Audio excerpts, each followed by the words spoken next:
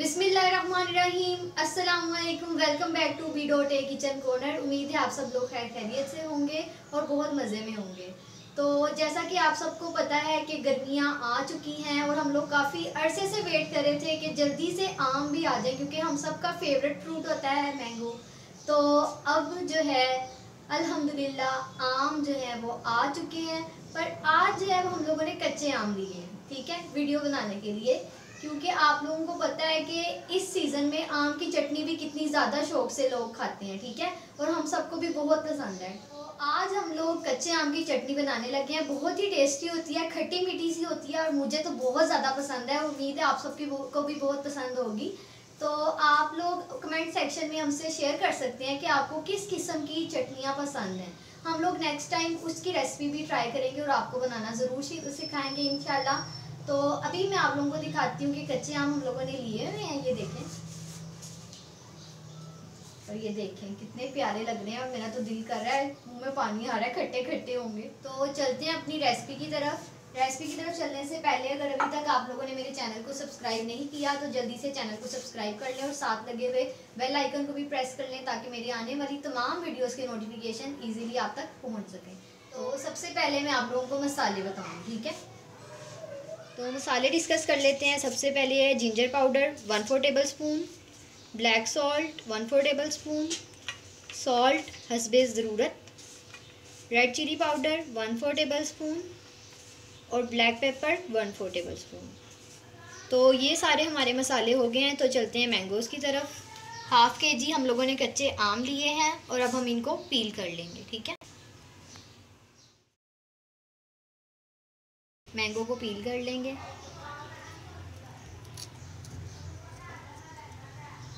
तो ये ऊपर वाला पोर्शन हम लोगों ने काट लिया। तो अब स्टार्ट करते हैं।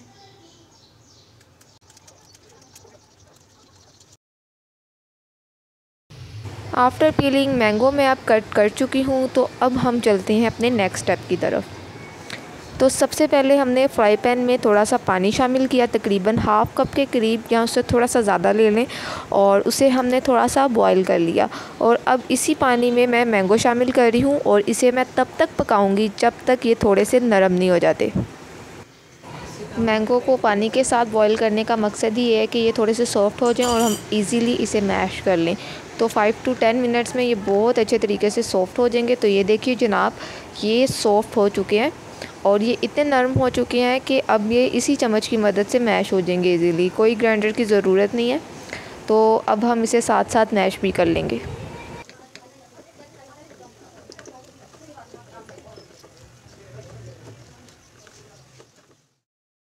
तो अब हम इसमें शामिल करेंगे 1 कप शुगर।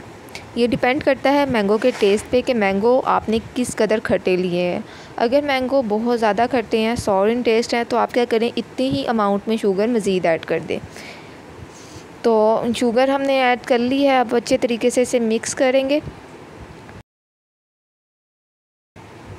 अब हमने इसमें तमाम मसाले जो मैंने आपको पहले बताए थे वो शामिल करने हैं और इसे अच्छे तरीके से 3 से 4 मिनट तक पकाना है।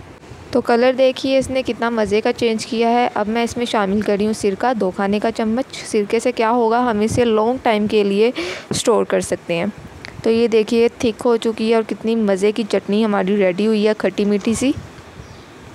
इसका फ़ाइनल लुक भी मैं आपको दिखा देती हूँ।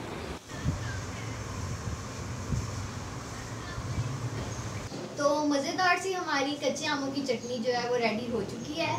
तो आप लोग ये देख सकते हैं कि बाउल बहुत ज़्यादा गर्म है, तो मैं ये आपको पकड़ के नहीं दिखा सकती, ठीक है। तो मैं आपको टेस्ट करके दिखाती हूँ।